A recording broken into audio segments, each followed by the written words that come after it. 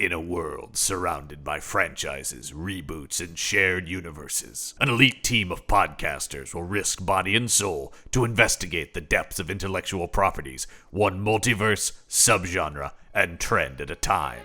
Who are we? We're the IP Squad.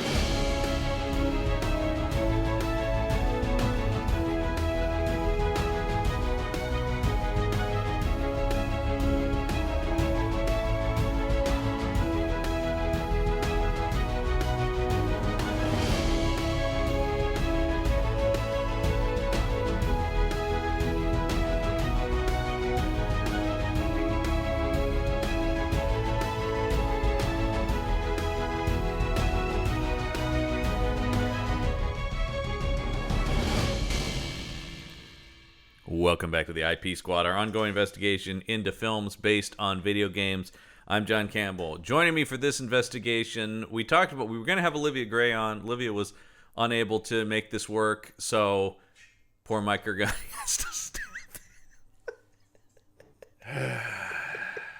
and watch Max Payne. I really felt time slowing down while watching this movie, John. You know what's weird is how little the movie actually does that compared to the games, yet you still get that feeling. It's 2008's Max Payne.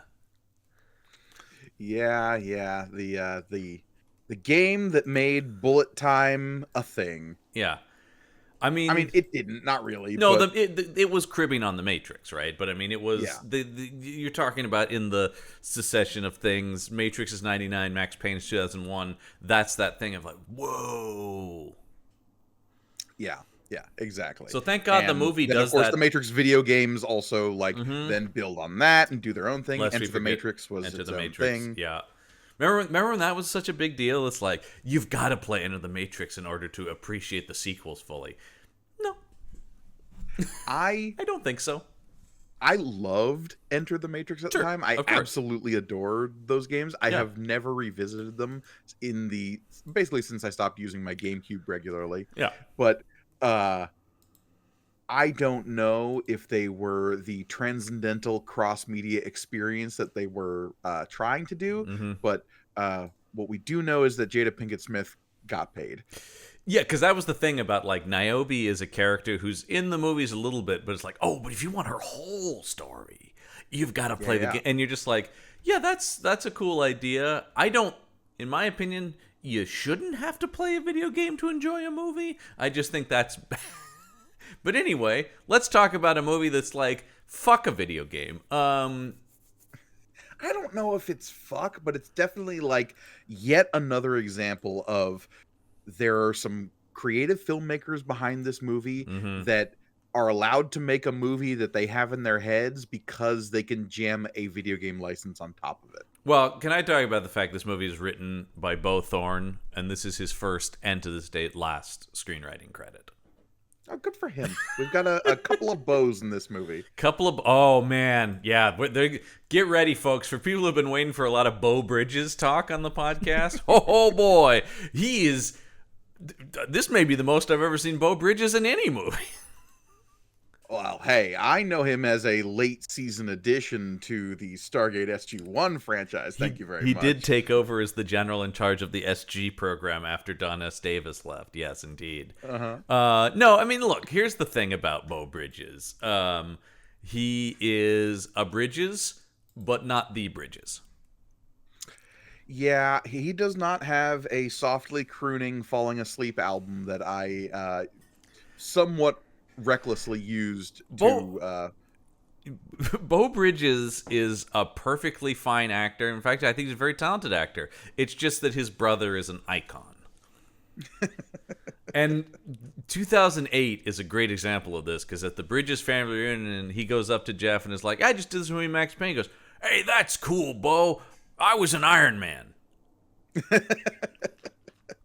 And look, Beau Bridges, if you need like a very affable guy to be a mentor figure, or the elder statesman who's got the main character's back, or in the case of this movie, and quite a few other movies, the guy with maybe like a little bit of a dark past who doesn't want you following down his mistakes and maybe is making some more mistakes along the way. Well, because Bridges is fine. This plays on the idea that he's the affable, likable elder statesman mentor who ends up, yes, spoiler for Max Payne, being crooked.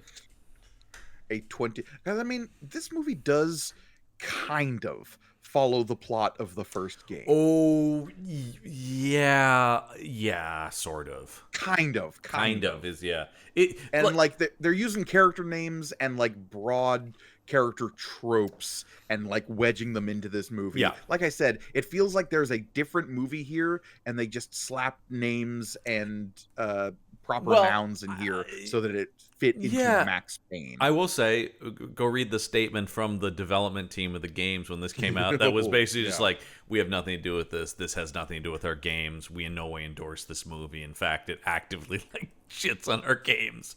Because yes, this is an example of, similar to what we were talking about a little bit with Hitman, but even more so because Max Payne is so much more narrative, like three-act movie structure, story-based, than like a Hitman. That the idea that there are things in this movie that it's weird when they hew close to the game and then weird when they don't, right? Like it's sort of a thing where you're going like, well, why include that if you're then just going to do this? Why call the character the same name as the villain from the game, but then do something completely different with him? What, there's a lot of that kind of stuff in it where I'm just going like, that just feels like arbitrary changes. And also, the thing I kept thinking while watching is like, I think I could have made a Max Payne movie for half the budget of this just by getting rid of all the CGI Valkyries.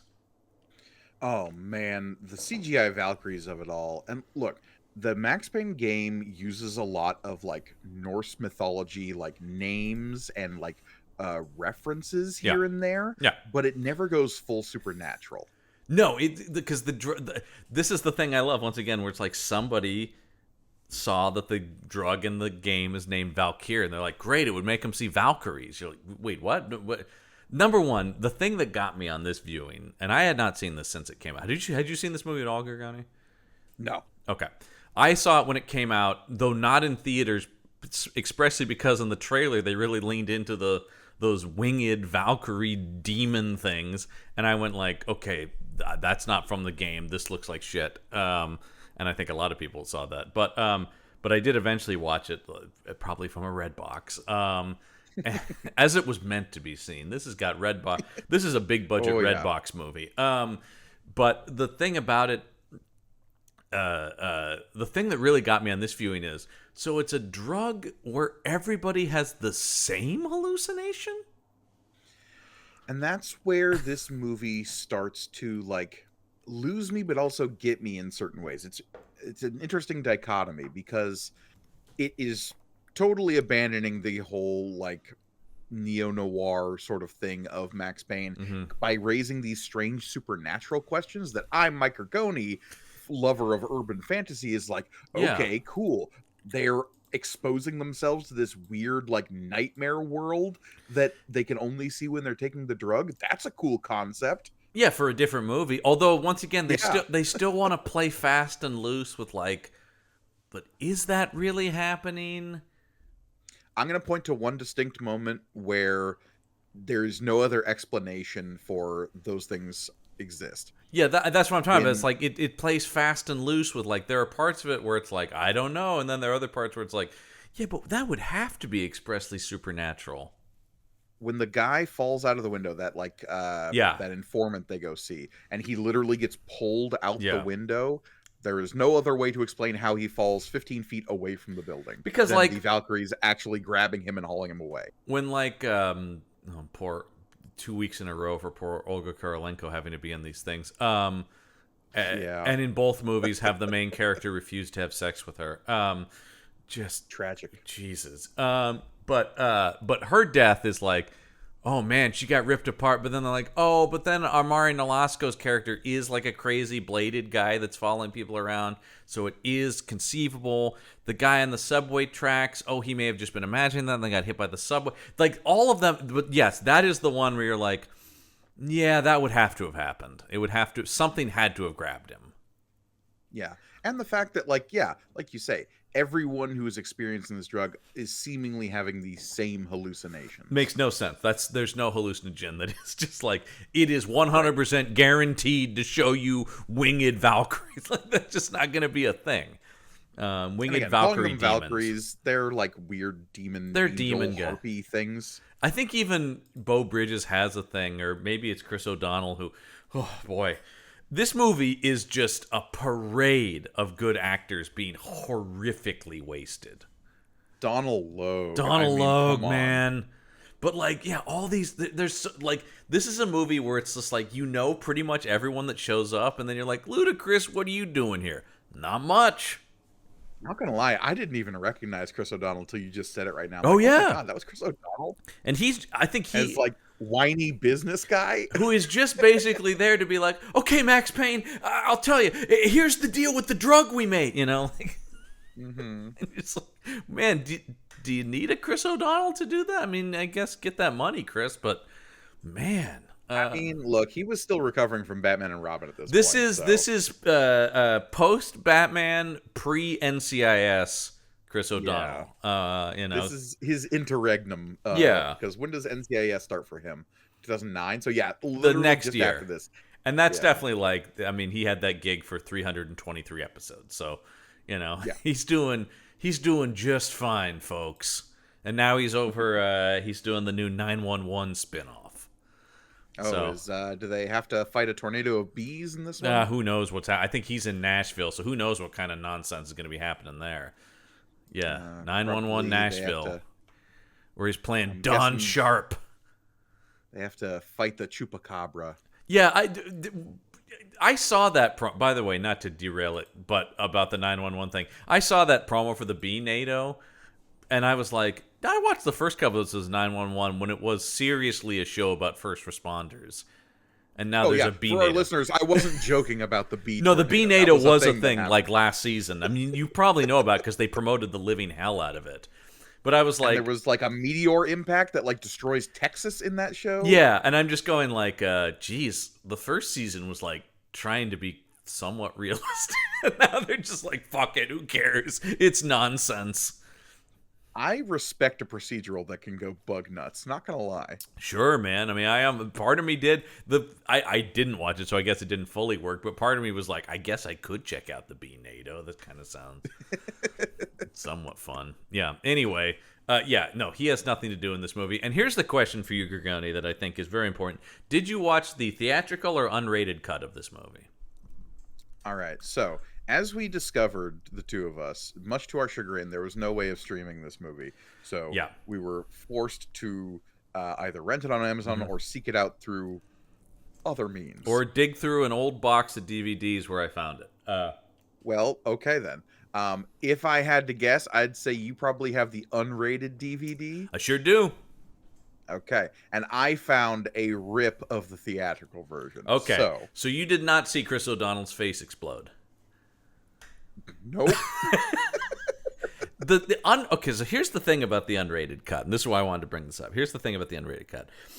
This is firmly in that era. We've talked about these before. The idea about the unrated, out of control DVDs. You know. Also, I will say I had the opportunity to see the unrated cut. And saw it was 15 minutes longer and said, "Nah, I'm good." Yeah. But it's got so much more gore in it. But here's the thing about it, and I think this is playing off of the Live Free or Die Hard unrated cut. The difference there, though, is the Live Free or Die Hard movie, they shot an R-rated movie and then were forced to cut it back to a PG-13.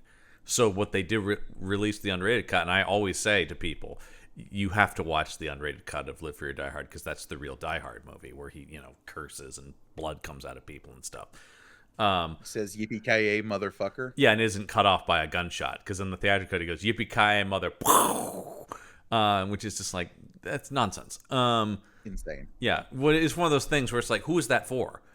Because the audience that likes these movies wants to see R-rated John McClane. Anyway, though, the thing about the children. Yeah, the thing about this movie is they shot a PG-13 and then went back and after the fact added gore.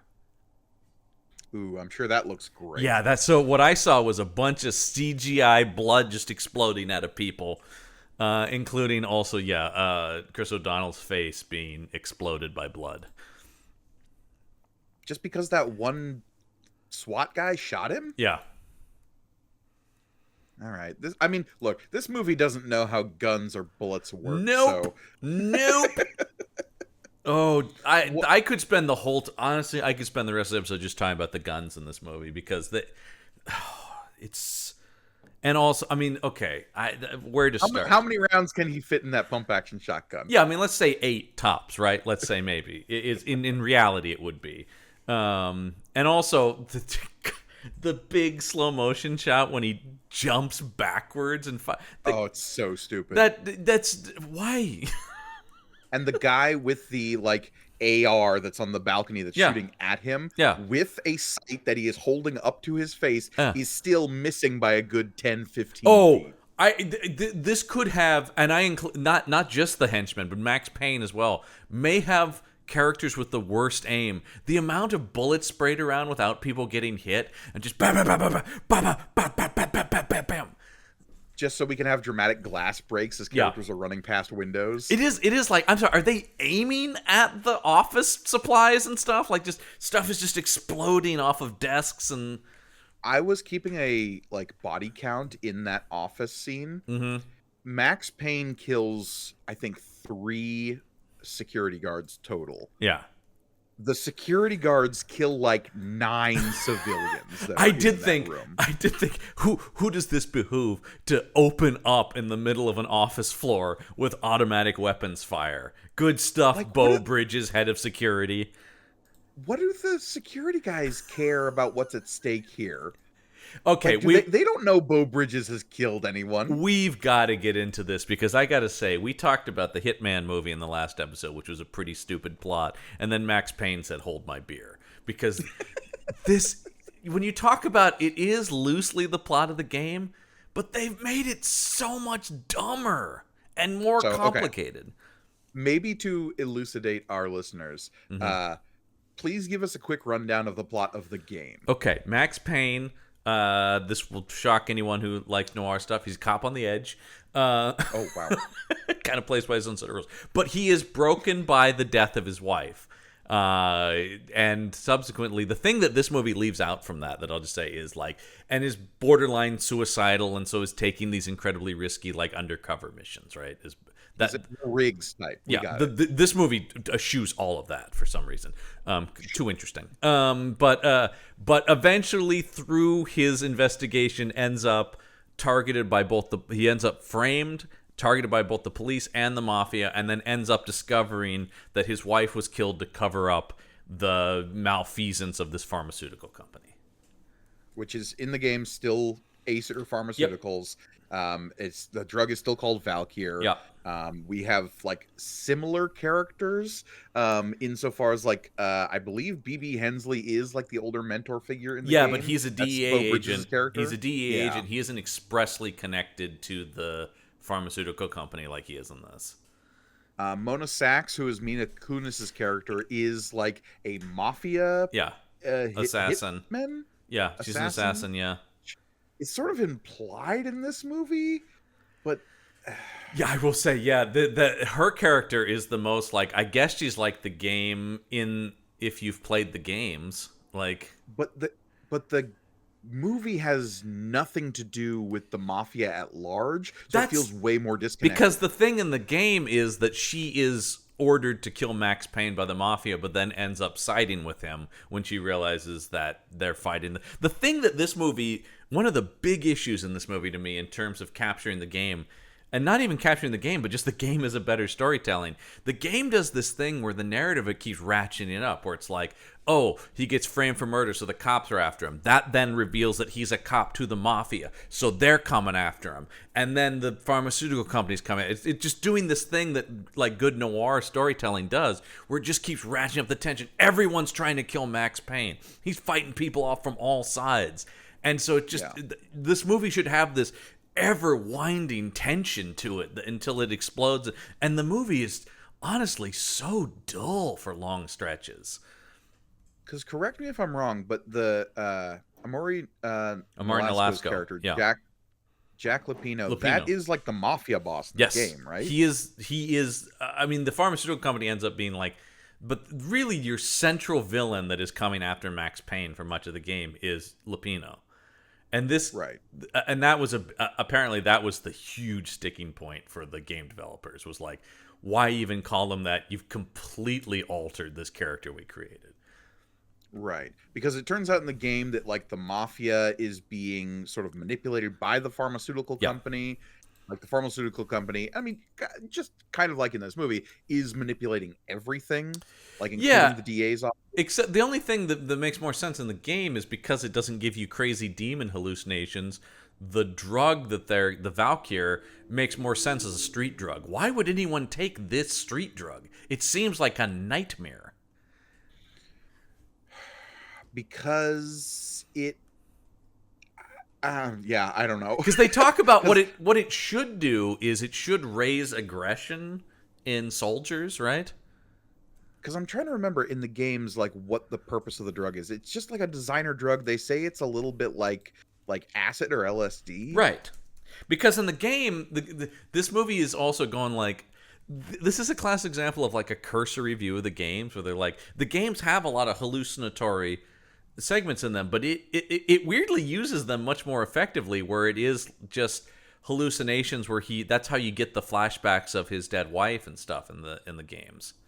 Max Payne actually like really laid the groundwork for like the mid-game hallucination as storytelling conceit that would be used by like the Batman Arkham games or like what's that Viking game? Honestly, Senua's. I've seen it, or yeah. I've never played it, but why am I blanking on this? It was a game for the PlayStation. Someone's screaming it right now at their phone. Hellblade. Yeah. My God, why did I forget that? Yeah. The Valkyr. Though Hellblade is a lot more about like mental health issues as well. But anyway. Okay, so it is similar in the game. I'm looking up the game. The Valkyr is the result of the Valhalla project, a Gulf War era military experiment to improve soldiers' stamina and morale through chemical enhancements. But it didn't. The thing in that is it didn't work. And then the pharmaceutical company is like the evil head of the pharmaceutical company, who is so at the fringe of this movie. I guess because in the sequel we'll see her. Because that's Kate Burton's character, Nicole Horn. Yeah, she's. Doesn't she die in the game? Yes, in a spectacularly awesome moment where she's getting away on a helicopter, and like he shoots guidelines on these things and ends up exploding. I think that honestly was just too expensive. Oh, sure. Well, it also doesn't leave room for a sequel. Yeah, because by the way, did you watch all the way to the end of the credits? Yeah, I saw the end credits sequence where they're like, I guess. Get ready to see us in Max Payne 2. Yeah. I mean, he walks into the diner and Mona Sachs is there, and she hands him the newspaper with her, and he's like, well, time to get back to work. Guess I better get to killing. Yeah, we did have Mona, how's it going? How's your sister doing? Yeah. Oh, right, forgot. Your sister died, and it was kind of my fault. Was it, though? I don't know. You blame me. Why did Natasha have to die in this movie? Yeah, because in the games, she has a sister who is the girlfriend of a mob boss and is being beaten by him, and that's Lupino, I believe, and so that's why she ends up siding with Max against Lupino. But her sister isn't, brutally murdered. It's just she's being mistreated in this abusive relationship by this guy. The game, the game is so much simpler. Max goes and tries to dig information about the Valkyr drugs because he's hunting leads. Now we're talking about the film. Okay, so in the film, same thing. His wife has been murdered. Number one, they have to start with because they've seen film noirs like I have. So they're like, look, we're doing Sunset Boulevard where he's floating in the water going like, I bet you're wondering how I got here. It's a crazy story. Let's rewind a little bit. Yeah, here we go, going back. And they're trying so hard to do I don't believe in heaven or hell. I just believe in dead, whatever you do. They're trying to do this movie so badly wants to be noir, right? The fact that they abandon the voiceover is I don't know if it's like you either got to do it or don't. Like It's I feel like no, the half measure is what you're kills all it. in or all out on that voiceover, yeah, especially in like noir. I will say also very interesting in 2008. This is the same year The Dark Knight comes out, which is a real. It's just another thing where it's like, oh, there was somebody figuring out how to inject noir into like a blockbuster action movie. You know, and obviously, hot take that The Dark Knight is very good. Yeah, I'm gonna just say it right now. I Yeah. don't care who says anything about it. Yeah. The Dark Knight is a better movie than Max Payne. Come at us. Yeah. Bring it on in the Bold stance, yeah. I know. Put your comments below. Let's go. No, yeah, I'm out there, man. I'll say it. I'll have the guts to say it.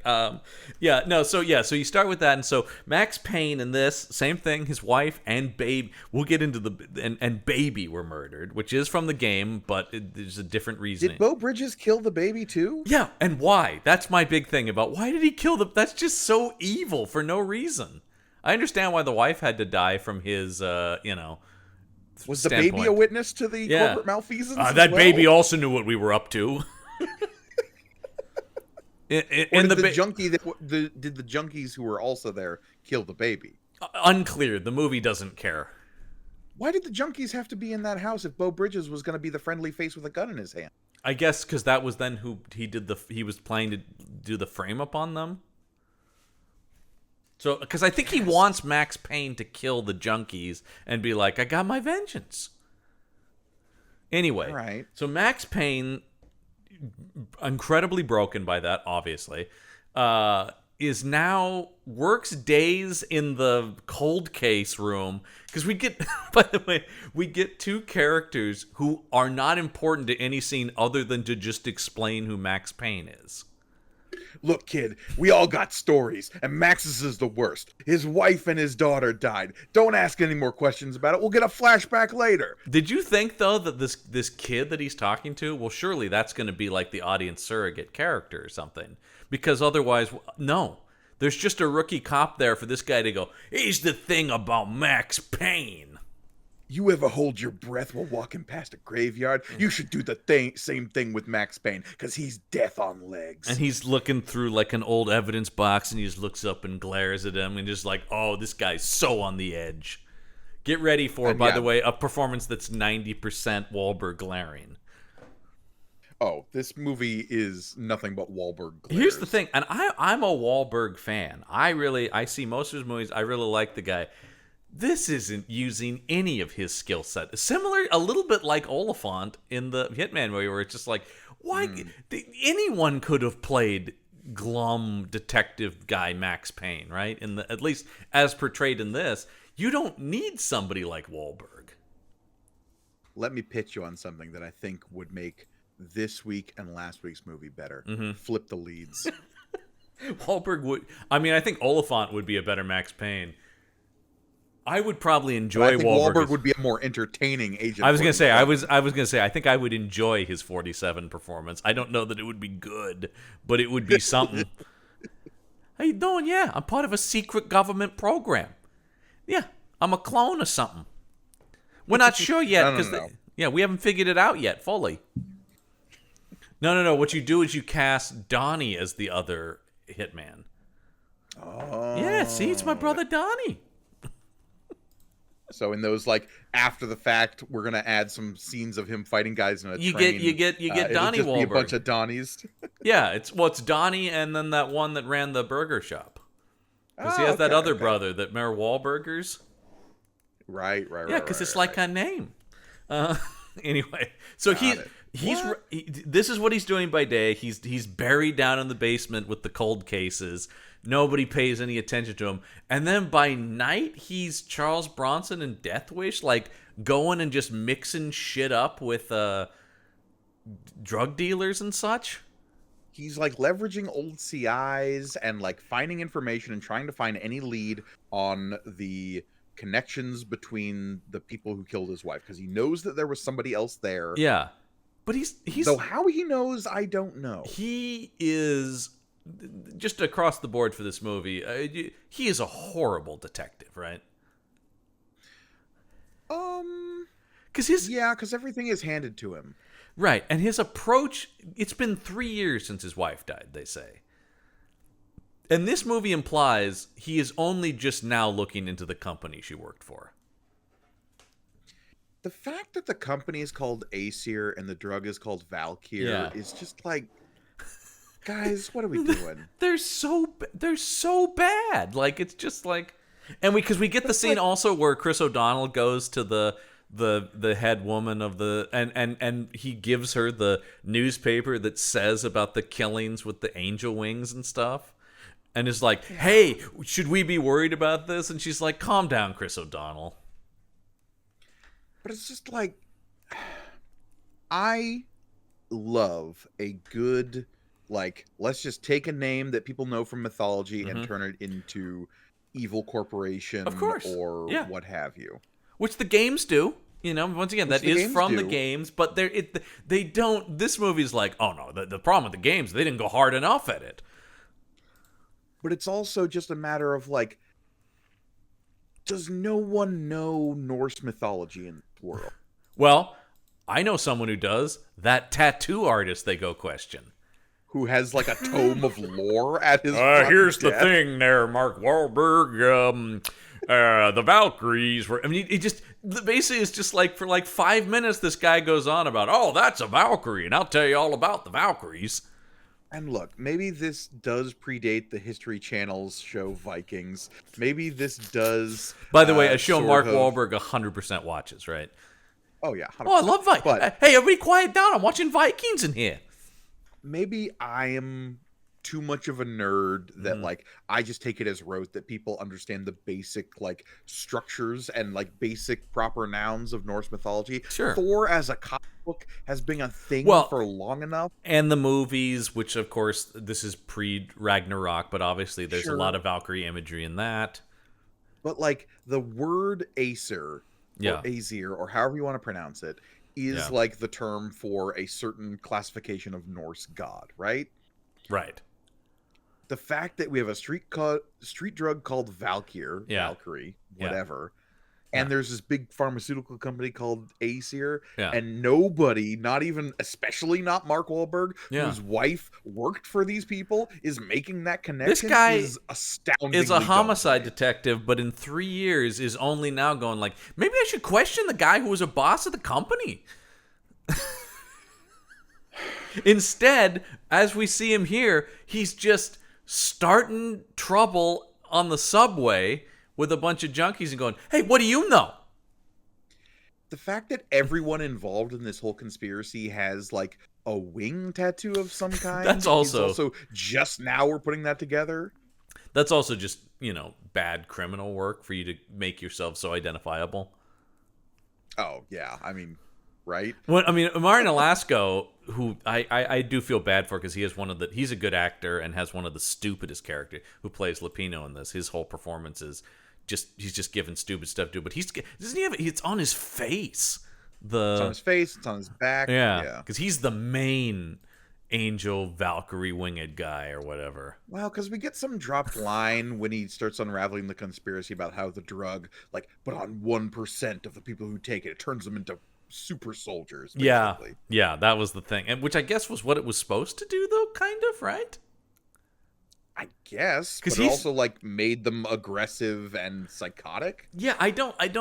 They are vague about what it was supposed to do. It was supposed to make a better soldier, because we get the thing later where they find the video of him doing the testimonial about oh yeah, man, when I take this thing, when I go into the battlefield, I don't feel any fear at all. I feel excitement. I want to kill. Woo, killing. I don't know. It seemed like it was, even when it was supposedly working, it seems like the goal was kind of to try to make super psychos. Yeah. So, that happened. It's just most people, only 1% actually had that happen, and most people just had horrible visions of demons. Well, and they also say that it's incredibly addictive, and we see that with the guy that's tied to the chair, who's trying to drink it off the floor before he gets chopped up. Well, because you do get Mark Wahlberg going from this action sequence. But by the way, let's briefly step into John's corner for one quick second. John's gun corner is to talk about the Taurus, which is the gun he's using in the subway scene, which is a revolver pistol that shoots shotgun rounds and is a real gun. And it's incredibly That's what he's using to blow off the bathroom doors. Yeah. It's a revolver handgun, but you can put shotgun shells in it. And how many rounds does that gun hold? I think 4.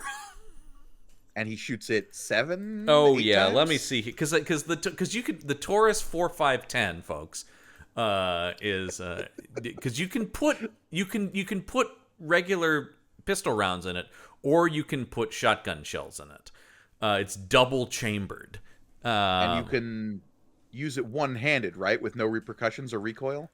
I mean, conceivably, you could. No repercussions is an interesting thing to say, but the capacity of it is, I believe it's 5 and let's see. Okay, so like 5, yeah, and he definitely shoots more than 5, because obviously it's still the size of a handgun, right? So the bigger the round you're putting in it, you're creating less space to have bullets in it, or shells in this case. But it's one of those things. It's much like the Desert Eagle, which I've talked about a lot. Which I'm actually shocked there are no Desert Eagles in this movie. Are there none? I didn't spot any. I keep an eye out for those. He has he's got a Beretta M9 for most of the movie. Yeah. Which is why does he, for just this scene, have a ridiculous shotgun handgun? But anyway, much like the Desert Eagle, this is not really a practical gun that anyone in law enforcement's gonna, because it's so stupid. It's so stupidly overpowered. Anyway, though, I just found it is meant for murder. It's not like. And he of course is using it just to shoot open the stall doors in a subway bathroom. By the way, this will shock you. This movie was not shot in New York, but was shot in Toronto. No. The fact that it doesn't look anything like New York is a great. New York is very hard to fake other places. I didn't realize this was supposed to be New York. It is, yeah. He's an NYPD detective. Okay. No, because it does feel like we never get the New York skyline, I don't think, do we? No, maybe in a couple of shots, but it's very brief, and it just has that, because they're doing this winter, which, by the way, oof, the CGI snow. Oh, man. And it's the fact that, so bad. One day, a wet, rainy day, and the next day there's 6 inches of snow on the ground. Yeah. It's real weird. I mean, it can happen, but it's such a hard transition in the movie. Yeah, you're just like, whoa, what? It feels like the seasons just changed. I guess. How long was maxed out? $35 million budget on this thing. That's not much for like a big action movie, and you can feel that that was the thing we've talked about, and we'll talk about these going forward because we're in the midst of these Fox-produced video game ads. Fox really made a bunch of these, and they wanted them all to be franchises, but they also didn't want to spend a lot of money on them. Hitman was that case. This is that. They make another Hitman movie, of course. Assassin's Creed was them as well. And it was this thing. Man, they wanted Assassin's Creed to be a thing so bad. Yeah, I think Fox really went after a lot of the video game licenses. And then, but we're, once again, not really willing to put the work in. Also, this leads me to talking about John Moore, the director of this movie, who, oh man, he was a Fox guy and made so many just not great movies for them. Look, yeah, go ahead and look. I like Behind Enemy Lines. It's generic, but it's okay. Flight of the Phoenix. Oh boy. The remake of Flight of the Phoenix that's terrible. And the remake of The Omen. That's terrible. Bad. This movie. And then the crime against cinema that is A Good Day to Die Hard. The fifth. What is IT, his last? Oh yeah, I think that was straight to video with Pierce Brosnan's got a, home that, he's got like a smart home that turns against him or something. I don't know. I didn't see it. No, that's a Disney Channel original movie called Smart House, John. I've seen that. I think this is kind of like that. Your life is not secure. But this was a guy that at a certain point when I saw his name on something, I went, oh boy. He's not like an Uwe Boll, but I think he's just a guy that the studio liked, right? He would get the movie done fast and cheap. And so I think Fox... And so I remember when he was announced to do the fifth Die Hard, I was like, oh, fuck. It's over. Oh, God. We're done, aren't we? And yeah, that movie is horrible. I have actually been like, man, do I even bother to do a Die Hard season of IT Squad because I would have to watch that movie again? Ugh. Not volunteering for that, John. I'm just saying. No. But I love the Die Hard franchise, of course. But that last one is so bad, and I've only seen it the once, and it hurt me. Like it hurt, that hurt. Because I have such love for that franchise and that character.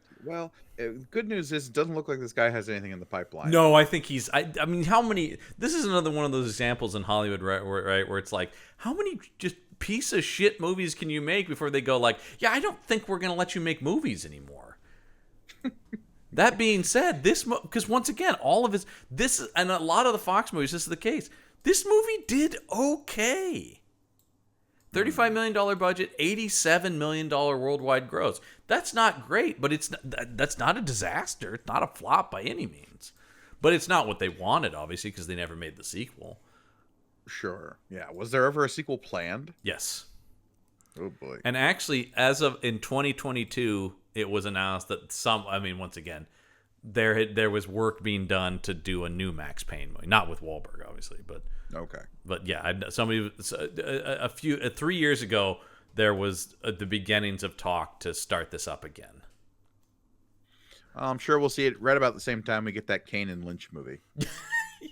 Well, I do think it's an example too of like, and I love the Max Payne games, but I'm like, I'm fine with just leaving them as games from the past. Like, I don't need a Max Payne movie.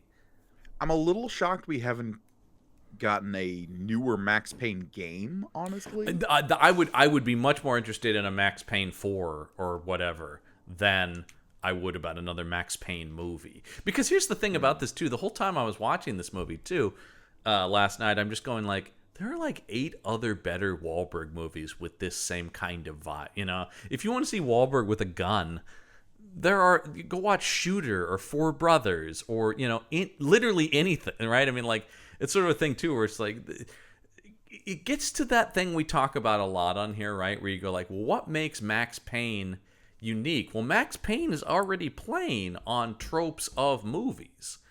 So you're like, is this the snake eating its tail kind of thing? Well, because 2001, the year the Max Payne game... We call it the Year of Pain, yes. The Year of Pain. We're entering this era of video games. The like PS2, we're getting into the Xbox era, and video games are doing things with like cinematic storytelling. Yep. In home consoles specifically, because like PC games had been doing this for a while, but you're bringing this level of storytelling to games, and the easiest way to like translate or elevate these stories is by using tropes that hadn't been used in video games specifically, but had been a well-worn path in movies, right? Right. So when you have your ability to create a noir like sensibility and setting in a home video game system, it was revelatory for some people because they're like, whoa, I've never lived this, I've never experienced this as a player. Yeah, I mean, it's usually just run down hallway, shoot things. Now I run down dark hallway and shoot things slowly and brood about it. Absolutely. I mean, and I certainly was one of those people as somebody who loves this genre so much. But it was a thing where, and also you remember the thing at least in the original game, and maybe I think also in the second one, they did the thing where the cut scenes were like moving comic book panels. Yeah, and I have, depending on the game, that can work better and worse depending on the game. that really worked for me in that game because I was just like, oh man, it's a film noir and it's a comic book. I feel seen. Sometimes it can feel a little cheap of just like, oh, we couldn't afford cutscenes. Okay. Mm-hmm. By the way, the voice actor of Max Payne is in this movie briefly as the FBI agent that Ludacris brings in to be like, right, you want to meet a real cop? Hi, I'm the guy who plays I- Max Payne in the game. What? That's it? Okay. yeah. By the And way, Ludacris just doing nothing here, and it's not his fault. He's entering this era of him being serious actor around this movie coming out. Yeah, because he 04 he's in Crash, and that was the one where people were like, "Hey, I think Ludacris is a good actor." But like 2008, we also have Rock and Rolla, which I know you and I both enjoy. Love Rock and Rolla. Obviously, the year before, we have his transcendent appearance in Fred Claus. Oh God, where he plays an elf. It's a digitally shrunk down Ludacris. Oh God, Fred Claus is such a weird movie. That's an idea. I don't. Maybe it's too scary. Santa movies would be an interesting IP Squad season. That's a dangerous path. No, John. I Where know. do you draw the line at that? I'd have to find some rules on that because but that is a whole thing. Oh, it is absolutely. I guess I would say give us ones that are like twists on the Santa mythos, right? Yeah. Because if you're just hewing close to Santa Claus, there's 1,000 of those. I think I would have to go with what I'm doing for the King Arthur season, where it's like it has to be Santa centric. Like Elf, no. Because Santa's barely. Santa's a supporting character. It has to be a Santa is one of your leads. Do you start with Miracle on 34th Street? Yes. Okay. I think that's because you've got two of those. Keep in mind. Yeah. So you got two. And of I those. prefer the remake. That we were '90s kids. That was ours for sure. The John Hughes version. Matilda was in it, for God's sake. Yeah, I mean Matilda and John Hammond, right? Yeah. And being a weird kid who was into legal procedures, I was like, oh my God, Dylan McDermott from The Practice. And he's doing law in this too. But anyway, and then right after this, Ludacris is in Gamer. Remember that movie? Oh boy, what a crazy movie that is. That was a movie that was like, well, these video games are popular, but we can't afford any licenses. That's a separate Gerard season. Butler was the player character. Oh, that's right. You could be me, Gerard. Jelly Butler here. That's your Gerard Butler impression? I don't do it, Gerard. I do. Can I say though that I am very charmed by the fact that he calls himself Jerry in interviews? It's me, Jelly Butler. But anyway, that's a separate season I've also talked about doing is movies based on the idea of video games because there's a ton of those. Oh, well, then we start with Tron and move forward. Right, yeah. And kind of maybe go downhill. There's some good ones. Yeah. Although we've actually talked about some of the best video game movies actually are not based on video games, weirdly. Yeah. They just evoke the idea and the like intentionality of video games. Yeah, so anyway, can we also talk about the fact that this guy, Lupino, who is on this drug Valkyr, also hangs out at a club called Ragnarok? Again, like the fact that no one put all this together years ago is insane to me. It's the easiest thing. That's why I'm saying, like, when you look at the clues of what's going on, you're like, Max Payne is a horrible detective. It was all right there. If this is a world in which Norse mythology as we know it does not exist, fine. Yeah. Fine, It okay. expressly does, though, because once again, Tattoo Guy's monologue. Tattoo Guy's monologue and Tome of Ancient Lore. I couldn't. I laughed so hard that guy is just like, well, pop a seat there, Mark Wahlberg. I'll tell you all about Norse mythology. He literally has a leather-bound tome Yep. right in front of him at the front desk of this tattoo parlor that he then slaps in front of him like Giles from Buffy the Vampire Slayer. You have asked the exact right guy.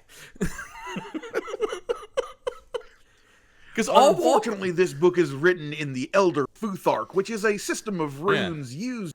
Luckily, Skulls. I do happen to know how to translate it. So, but yeah, I mean, because Wahlberg just goes into a tattoo shop and goes, "Tell me about this tattoo," and the guy's like, "Oh, perfect! I'm so glad you asked." Like, I've been waiting for somebody to ask me about this shit. Yeah, that's enough. Whatever, nerd. And again, like bringing the guy with the mythological lore into this again blurs the line between, are these things we're seeing hallucinations, I don't or know. are they seeing some Can kind I of say, spirit realm? if he had gone to a library, no problem. If that was like an actual scholarly guy that he went and talked to, I'd be like, okay. But the idea that it was the guy at the tattoo shop who just also is an expert in this stuff. Well, you have to be when you're tattooing the sigils upon flesh, John. Do you think if he had asked him about something else, he's like, oh, now you're talking about Greek mythology. Well, let me get my other book. The other book I had underneath this one. Well, you see, Hermes, god of speed and merchants, would always run across the world carrying messages for the I gods. don't tattoo anything on anyone unless I've read up about it. All right, I become an expert, and then I do the tattooing. Don't talk to me about Babylonian gods. I don't want to be hearing about no Marduk. Also, man, when he's like, yeah, I got to go track down Lapino at Club Ragnarok, and this movie does not earn Mila Kunis going like, I can't go with you because if you go there, you're gonna die, and you're just like, but then she can suddenly and randomly break into a heavily fortified corporate stronghold. Yeah.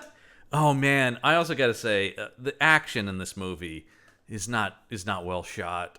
And you like a horizontal view of Wahlberg walking from left to right as he fires guns? Also, did you notice they do this thing where every time the guns start going off, they add an After Effects shake to the camera?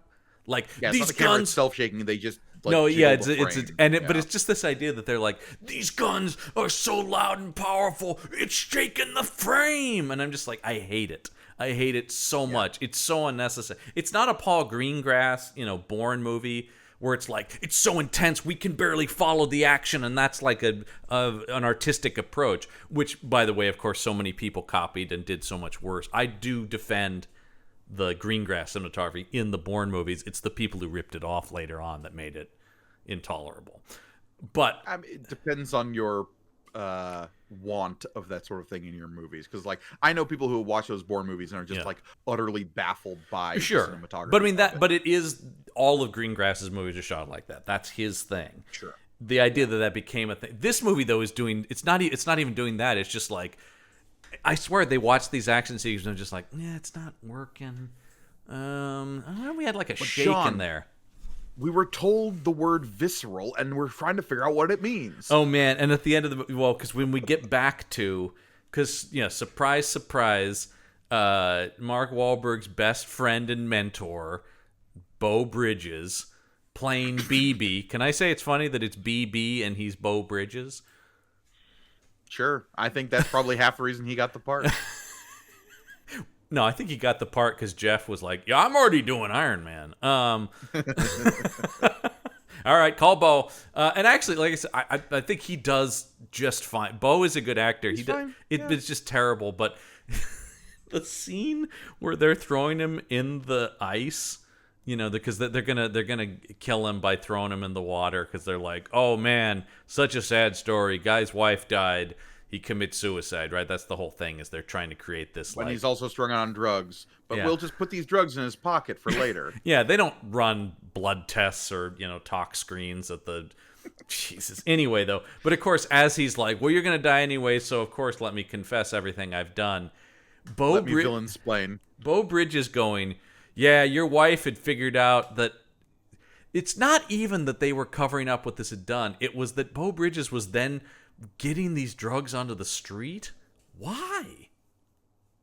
Because the company does seem complicit in the idea of turning this into a designer street drug. Yeah. Because Horn, what's her name's character? Nicole, Kate Burton, who's by the way, is an actress who's been in everything. Sure. And is just there to look concerned and be like, I'm rich. I mean, somebody who they're probably like, hey, Kate, don't worry, you're going to be the main villain in the sequel that's definitely happening. Yeah, for sure. No, there's just a lot. Yeah, there's a lot of scenes of her being like, or going to Beau Bridges, take care of this, right? There's that kind of stuff, you know. Half of her scenes are filmed from the back of a limousine. She probably worked for 2 days. Because, yeah, absolutely. Yeah, she's just like, whatever, let me get back to whatever, like, Shonda Rhimes procedural I'm a regular on. sure, whatever. I'll be in Max Payne. But anyway, yeah. So that's what he's. But Max Payne's wife was on to this. Had figured out that they were doing this, and I gotta say, I laughed so hard at Beau Bridges going like, "So yeah, I decided. I guess I had to kill her, and then when that worked, I was like, whoa, this has opened up a whole new door. It's super easy to fix things with murder." What his exact line is like, I had so many problems in my life that I couldn't solve, but I could solve this one. And once I did that, I could solve so many other problems. It really is just like this self-actualized him is murdering Max Payne's wife. He's just like, wow, I couldn't believe it. Murder really gets you out of a lot of trouble. So baffling. I really was dumb. like, what? Holy shit. It's super easy if I just shoot everyone. This is great. You didn't lead with like, what if I tried to bribe her? Yeah. I also can I say I love that Max Payne had no idea she was investigating any of this. She either never told him or he never asked. Oh no, Max Payne was definitely the like, okay, honey, pats on cheek, like member of the relationship. Like, yeah, be a cop. You're not earning money to like maintain this house. That's me. I work for a big pharmaceutical company. Do you think she's like at dinner going like, I think there's something mysterious going on with my company? He's like, yeah, whatever. There's a jumper down on 8th Street. I gotta go, baby. You think Max is home at all? Ever? Yeah. We have a baby? How you doing, baby? Say hi to your mother for me. Yeah, say hi to your mother for me. Oh, your mother's my wife? Oh, that's crazy. Whoa. Wow. We know the same lady. When did that happen? Yeah. I mean, the fact that the movie, like, I don't expect too much, but you get this whole idea that he's just like, because you get the scene where Olga Kurylenko is trying to seduce him, and he's just like, no, I love my wife. I'm so broken up. You're just like, but she's just like a theory in this movie. You know, she's not, you get no. Well, but except for the spectral images of her saying, it's not your time, Max. Oh yeah, because we get that whole thing is he keeps almost dying, and then he's like, great, I'm back with my family in the afterlife. Oh shit, I'm not dead. I got more work to do. I gotta drink the blue juice. They're trying to do a Gladiator thing, and it just doesn't Very much work. so. Very much so. Yeah, no, it doesn't work. Because you just don't. And I can't explain. I mean, Gladiator. The answer is, I was gonna say I can't explain why. The answer is because Gladiator's a better screenplay. But like, even though like his wife and kid aren't really characters in that either, but that movie does make you feel his like pain. And in this movie, it's just like, oh yeah, cop with a dead wife. I've seen that in like 800 noirs. Again, gonna go out on a real hard stance here. Just like, come at me if you really need to. I'm gonna just go ahead and say it. Russell Crowe, better actor than Mark Wahlberg. Yeah, I would agree with that. I wouldn't say like spectacularly so, but yeah, especially in that era. Yeah. Now he's having fun, which I do enjoy too. Pope's Exorcist is a blast. Pope's Exorcist, seeing him as Zeus. I mean, Love and Thunder has its own issues, my God, his Zeus performance is amazing. The other thing I was thinking about, of course, obviously, and Mark Wahlberg's best friend, Mel Gibson, did this better in Lethal Weapon, where you just, it is so, he is so grief-stricken and death-haunted and wanting to die in that movie. You get none of that in this movie. It's just shorthand for, like, this guy's mad that his wife died, you know? There's no sense about, like, you never get a scene. I guess they kind of want that to be, because the way he survives, by the way, being thrown in this frozen lake, is by drinking the vials of Valkyr. Well, it's not the lake. This is supposed to be New York City, so this is supposedly the Hudson? Yeah, once again, that's the reason I say that is because it's hard to believe any of this is New York. This is a lake in Toronto. Sure, yeah, whatever. As long as we're saving money. I'm just gonna skate across the East River here. Yeah. Anyway, though, but he drinks and you do get the scene that I guess is supposed to be the big cathartic moment when he's seeing all the Valkyries and shit, and he gets on his knees and screams and everything like explodes around him. I guess that's supposed to be the like big emotional moment for him. I guess. I mean, look, some of the visuals I actually do like the sky on fire and the snow turning into like burning embers coming out of the sky. I think is a cool image. In isolation, yeah. What is it adding to this movie specifically?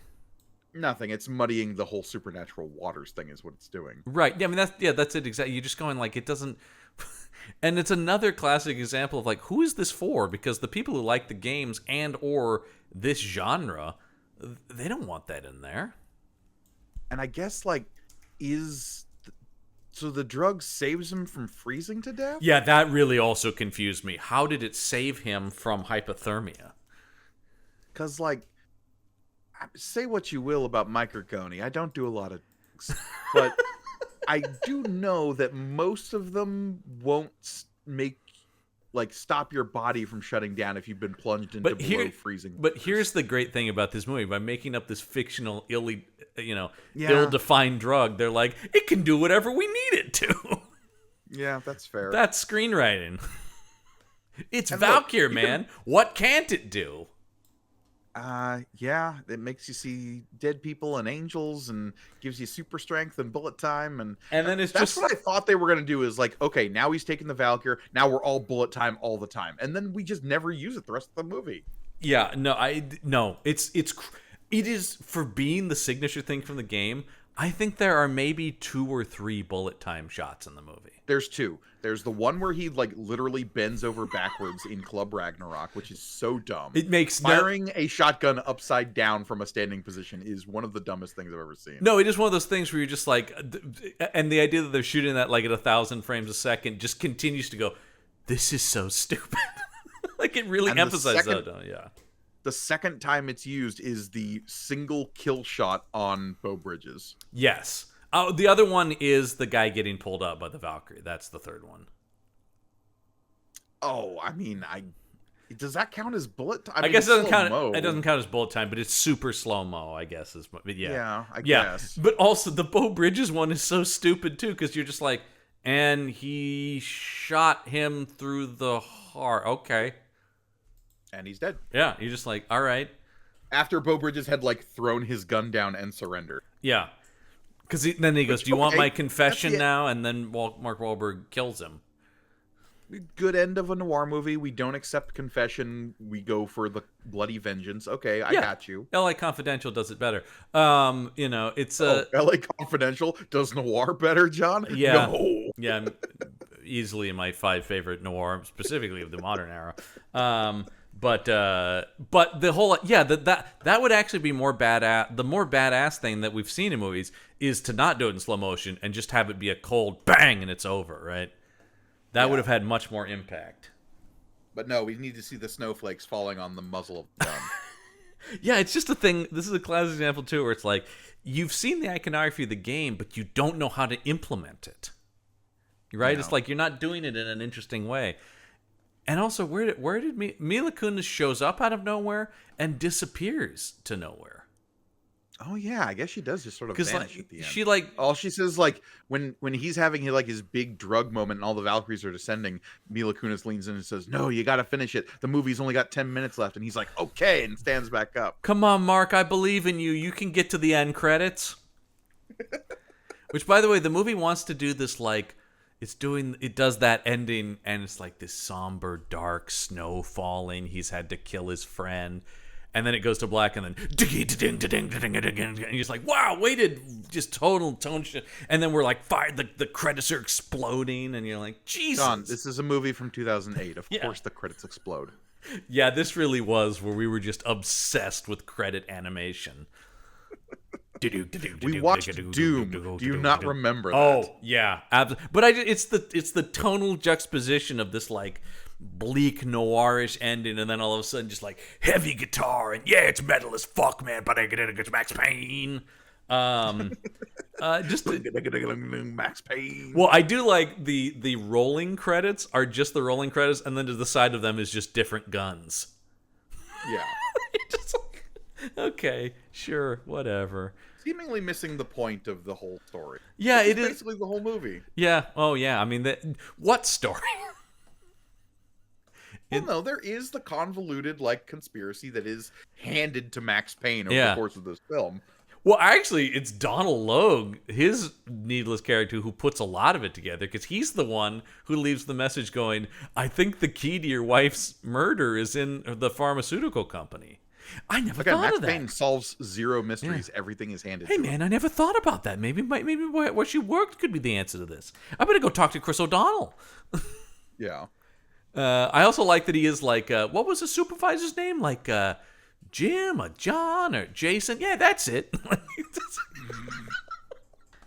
This guy was clearly a shit husband. He's a terrible detective. It's just the worst. Because Donald Logue plays his like ex-partner, Right? who's Alex Balder. Balder, get it? Norse god Balder. Yeah. Well, I mean, once again, it is a character from the game, but yeah, Sure. and the whole thing is, they have had a falling out because he felt he didn't do enough to solve his wife's murder. I guess That's what. By the way, super random appearance of pop singer Nelly Furtado as Donald Logue's widow, who slaps him at the funeral. I also did not, because I don't know that, but like I did read that in the credits. That scene when he shows up at his funeral and she slaps him in the face, and the funniest thing about that is, so he's like, "How dare you show up here? You got him killed or whatever." And then when she slaps him in the face, the whole funeral goes silent, except for one guy just goes, "Jesus." It really made me laugh. I mean, Jesus. that's up there with him like going into the homicide division and every single cop in the whole office standing up going, Max Payne, that son of a bitch, rolling up their sleeves like they're gonna like beat his ass in the middle of the homicide division. They turn on this guy so fucking fast. I mean, that's a noir story, though. It is, but it's so in the game, I believe that he gets framed for murder because they like shoot the guy with his own gun, with Max Payne's gun. In this, they go, "Hey, Olga Kurylenko got killed," and number one, he gets framed for the partner's murder, which would seem much more impactful than him killing this random Russian woman. But they're just like, he's not really framed for any murders here. He's just like a suspect in them because she had his wallet. That's the big thing. Yeah. And he even says at one point when they're like, "Hey, you probably killed that girl." He goes, "I'm a homicide detective. Do you think I'd be stupid enough to leave my wallet?" To which I'm going, well, maybe Max Payne would. Most homicide detectives probably, but not. Yeah, I don't know. Why? And also, why did she take his wallet? Is it ever shown that she takes his wallet? It's just shown that she has it. So either she took it or someone put it there. But then, two, who put it there and why? Because in the game, She took his wallet because he's so rich and rolls around in dollar bill, y'all. Yeah, the guy who's working. That's what they say in the movie. Yeah, that's it. Yeah, the guy who's working in the basement of the NYPD is just loaded. No, I have no, because once again in the game that subway scene is how the game starts, and that's where the partner is killed, and he is specifically killed by the Beau Bridges character to frame Max Payne, which kicks off that makes so much more. The game has such cleaner storytelling. It is this to this to this to this. You know, it's crazy. But here comes Hollywood going like, "Don't worry. We got this. We got to muck this up a little bit." Because obviously with video games, you have more time to tell these stories. But you would think in adapting them, the idea would be to streamline, right? Right. Not make more convoluted. Yeah, this does the exact opposite. That's why I'm saying it's crazy that because the game has more time, it actually is so much simpler and moves at such a better clip. Because this movie clocks in at like 95 minutes, and it drags like nobody's business. Some of these some of these investigation in quotes scenes. Due to podcast time travel, we haven't talked about it yet, but it's a similar problem that you're going to run into in the Prince of Persia movie, right? Yeah. Where it's like you take a game that has a fairly straightforward, if like trope-laden plot, and Hollywood writers are like, well, okay, we can make a better story than what that has. Let's try to amp this up, and at the same time, trying to really lay the groundwork for franchise. Absolutely, and that's the thing about the game did have a sequel, which was out at this point, Max Payne 2, The Fall of Max Payne, but that was its own thing that did and was actually more focused on the Mila Kunis character Mona Sachs. Yeah, I'm struggling to remember the plot of Max Payne 2, the game. I don't recall it at all. Now that I'm thinking about it. It's been a while, but I remember leaping whilst firing two guns in the air in slow mo. If I remember correctly, and I'm clicking on it now to see. I believe that like in that one, Mona comes to you and is in trouble, and you play both characters in that one. Yes, right. 2 years after the events, Max has been acquitted. Yeah. Oh, this one has got like this movie with he gets arrested. Yeah, in the second game has like a whole society of corrupt cops that are like assassinating criminals, and they want Max Payne to be part of it. If I'm reading, I'm just skimming the thing about this. It's its own thing relevant. Though. The what my point is, the vengeance for his wife is concluded in the first game. Right. This is acting like, then movie 2 we keep going up the ladder. Movie 2 is like frickin' Drax being like, but really who's responsible is Thanos. Right, yeah, that's the idea. And I guess now Mona is also in on that because of her sister's death, even though aside from one scene where I will say, I you got two actual Ukrainian actresses speaking to each other in their native language is kind of a cool thing. Fun thing about the version of the movie I watched is there are no subtitles for any of those conversations. Yeah. So I just sort of have to be like, okay, I think I get the gist of what's being said here. Yeah, I mean, it's basically just, but I was going to say, the only thing you get about their relationship is that Mona's like, hey, you need to stop hanging out in drug dens. A reasonable request. Yeah. And her response is, you can't tell me what to do. I'm going to go have sex with Max Payne. Oh, wait, he doesn't want me because no one wants Olga Kurylenko. Oh, poor Olga Kurylenko. Hey, man, I will say, she is a rare Bond girl that does not have sex with James Bond in the Bond movie she's in. That's true. She turns him down, though. Well, the Craig movies were, and here we go. That's right. John turned it to Bond. But the Craig movies were much less Bond is banging everybody, because I just think modern storytelling that's maybe, I don't know, a bit frowned upon. Yeah. Did she hook up with Johnny English? Oh, man, she might have. I just say that she's in Johnny English Strikes Again. Oh, man, I don't know if I saw that. I don't know which Johnny Englishes I saw. Was that the first, or was that the second one? I think that's the second one, yeah. Okay. Yeah. Weirdly, the thing about the Johnny English movies that's so funny is they're written by the guys who write the Bond movies. It's the same writers. It's really weird. Yeah, it's William Davies. Yeah. Neil Purvis and Robert Wade, who are sort of the like main architects of Bond. It's really very strange. Anyway, I also want to mention one other actor who's horribly wasted in this, which is Jamie Hector, who plays the like Haitian mobster who just gives a bunch of one scene. Yeah, but that's Marlo Stanfield from The Wire. Oh shit. Yeah. And he also played Bosch's partner on Bosch for all of that show too. So, another good actor is just there to go like, let me tell you some more backstory.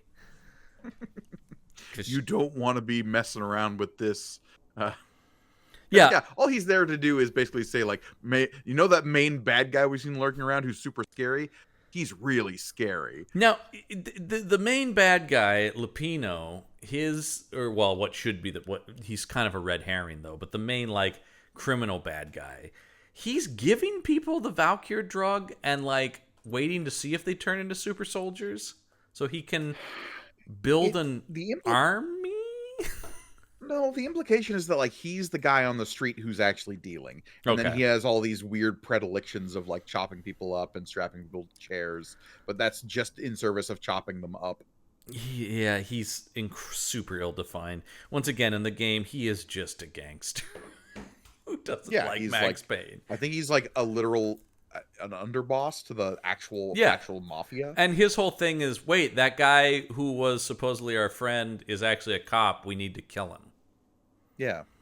I can't stress how simple the plot of the game is, and it's all just creating constant new enemies for Max Payne, which is and again, good. I think there is like a conspiracy element to the There game. definitely is. Yeah, but it's not as convoluted as this movie makes it out to be. No, I mean it is literally as simple as company makes a drug that didn't work for its purpose, figures out a way to make money by selling it as a street drug. Which this movie kind of does, except for the drug is so much more dangerous. They would not want this out in the world, even if you're talking about like to make profit. In the game, it just doesn't work, I believe, is the thing. Not that it gives anyone... the thing I couldn't... like I said, and it has to be the supernatural thing, is the idea that they're all seeing the same thing. The idea of, here's a hallucinogen that is guaranteed to give you a specific vision.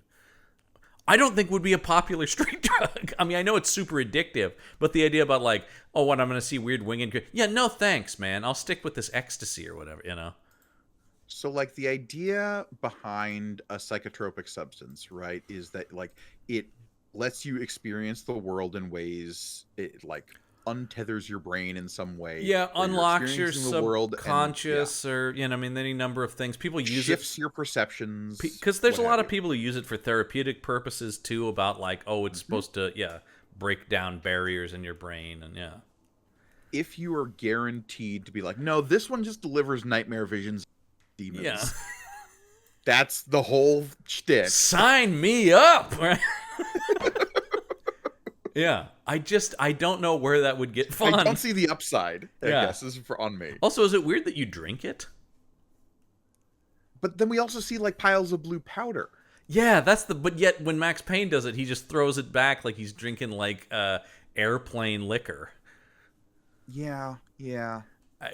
Which is, I mean, there are narcotics that you can drink like that, but that's generally not the fast way to get them into your system. You think of most things as smoking, snorting, or injecting. Yeah, and here's the weirder part, I guess, is all of this, like, the graffiti we see of the V symbol, the Valkyr, like, also, why would you be doing graffiti of just like, we love this drug so much, we're gonna write its logo on things? Yeah, are people just spray painting? I mean, I guess people do spray paint marijuana leaves, but that's a different thing, and it's not, Sure. But no one's just like, check it out, it's a crack rock. I love it.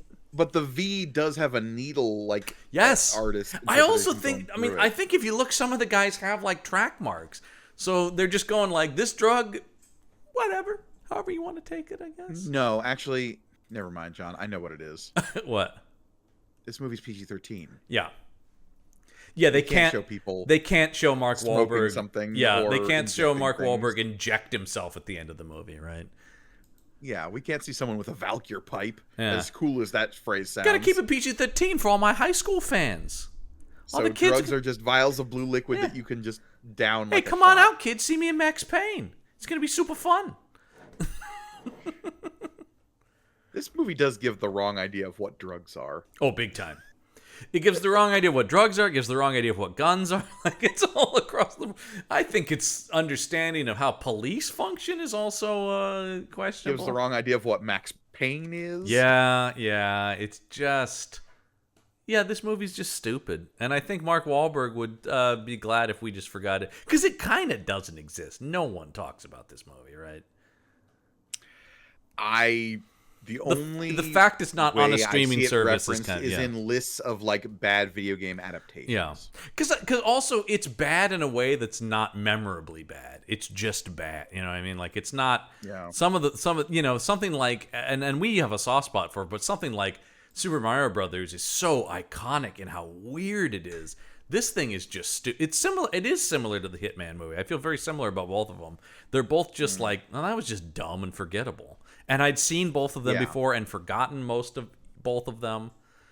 And it doesn't have any, like, standout highlight moments like your Mortal Kombats or your Street Fighters. No, there's no moment where you're like, yeah, I mean, once again, all these Fox movies, and there's a Fox movie coming up next week as well, like, I think at least, they're all just stupid. They're all just, like, ill thought out. Just poor screenplays that don't work and they don't spend the money on.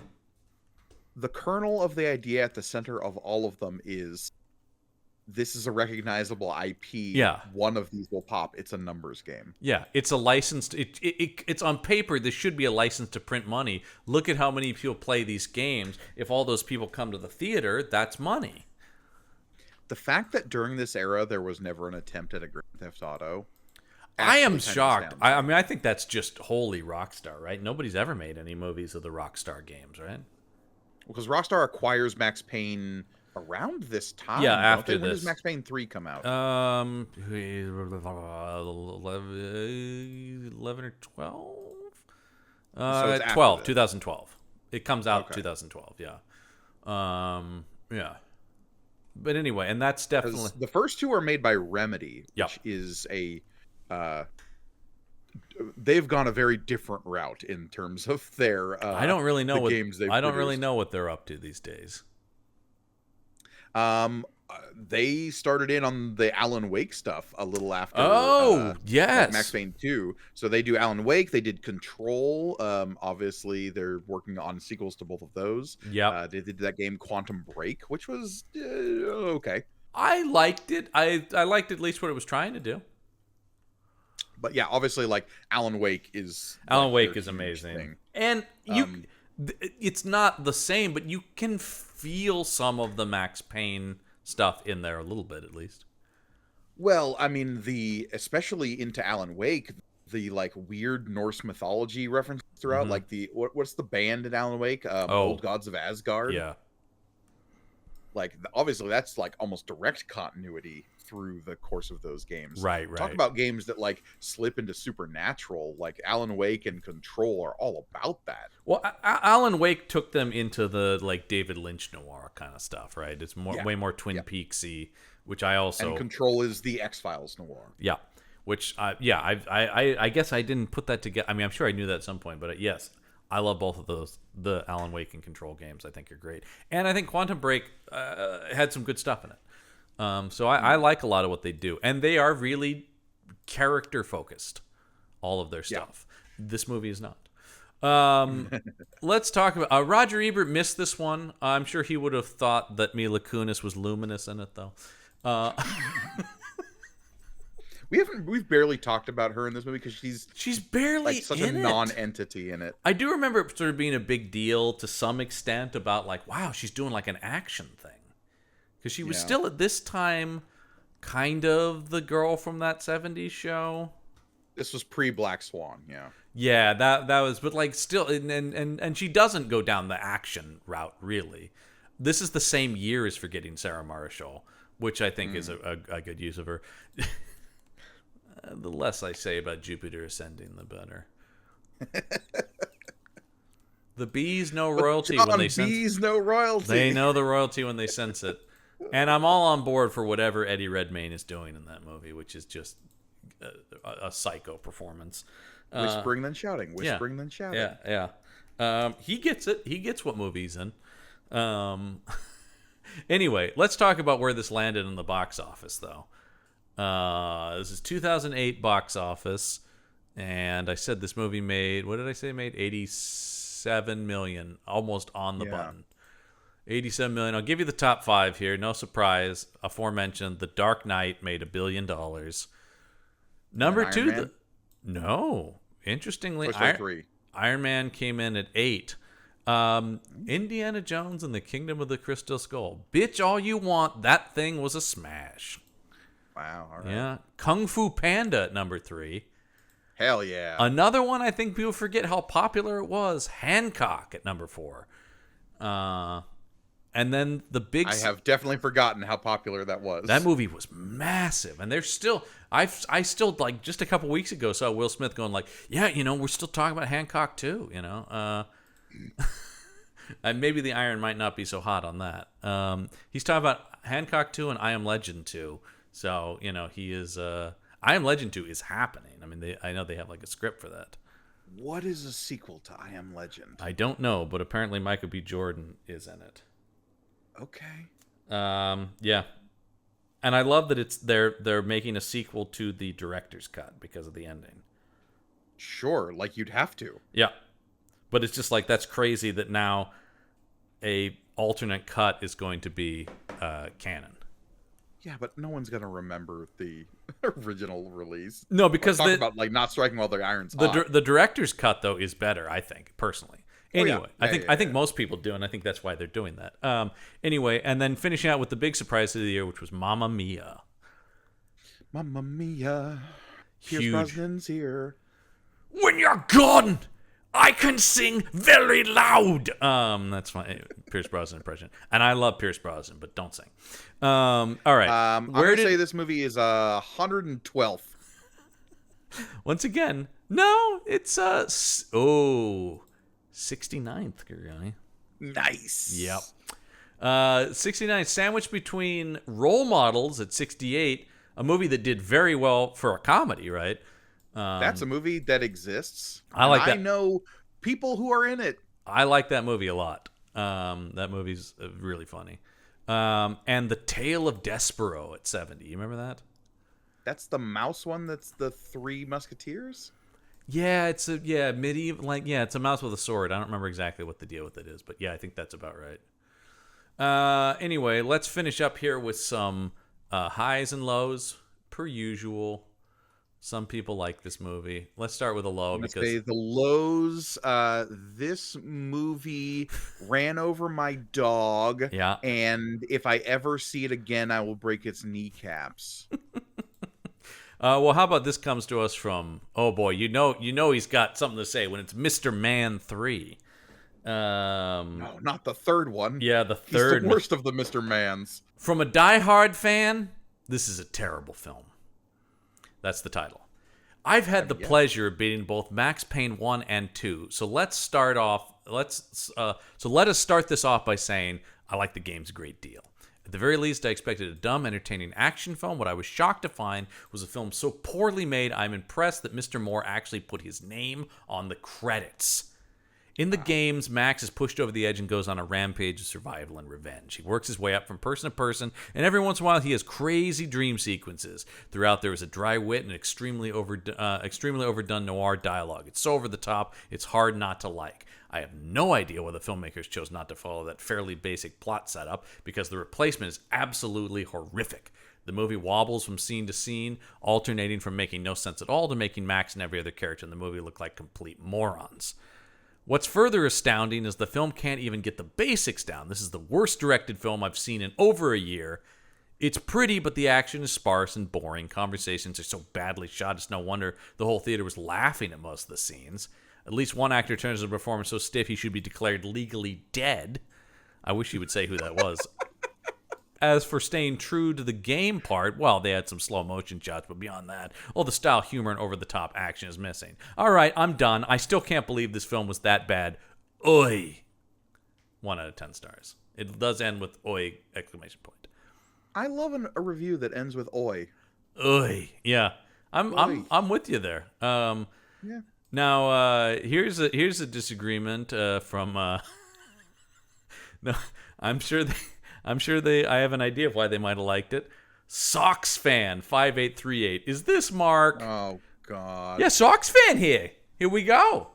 That's the Wahlburgers brother. This is the third Wahlberg. That's right. Brother. It's the other Wahlberg. Yeah. Here we go. Mark was great in this. A great movie based on a great video game is the title. Max Payne was one of the best video game adaptations ever, possibly the best. Nobody can play the troubled Max Payne better than Mark Wahlberg. 100% a family member based on that. Yep. While starting out slow and explaining Max's story, the last 45 to 50 minutes are full of action that will pump you up and want more. I didn't think the hallucination demons were needed in this film, but all around a well-crafted film with a good story, plot, and good acting from Wahlberg. Sexy Mila Kunis did a good job as Mona Sachs, but the film should have explained what the heck happened to her when she got on that elevator. The Bond girl did an okay job, as she was barely in the film, but as I've stated before, a great movie that will keep your heart pumping from start to finish. 10 out of 10 stars. A weird 10-star review where they're like, I don't know, a lot of stuff was actually pretty bad, but I loved it still. Again, with so many of these we run into, people just hit the top or the bottom. They don't even consider any kind of gradient thereof. Yes. All right. Well, Gorgone, you luckily don't have to watch next week's movie, which is also from the fine folks at 20th Century Fox, but I know you've seen it. And it's a little film called Street Fighter: The Legend of Chun-Li. I'm gonna dodge this shit like Neo. Yeah. But Michael Lissman will be back with me for that, back to talk about more Street Fighter stuff since he was on the JCVD one as well. Why do you do this to him, John? The action shelf ended because you broke him as a human. Yeah, that's right. He's still in therapy for it too. He's still like Dolph Lundgren, that guy who looks like Bronson. But yeah, that'll be next week on the show. Of course, if you want more from us and all the shows on Punch Up Entertainment Network, it is our Patreon page to check out, which is patreon.com/punchupent. That's Punch Up ENT. Get cool exclusive bonus content from all the shows on the Punch Up Entertainment Network and help keep these shows going. Gorgone, where else can people check us out? On YouTube, youtube.com/@punchupentertainment. There you can watch and or listen to all of our shows, like May the Panel Be With You, where John and I are talking about Star Wars comic books. And if you're on YouTube, you can read those comics along with us. Talk about some bad stories. Yeah.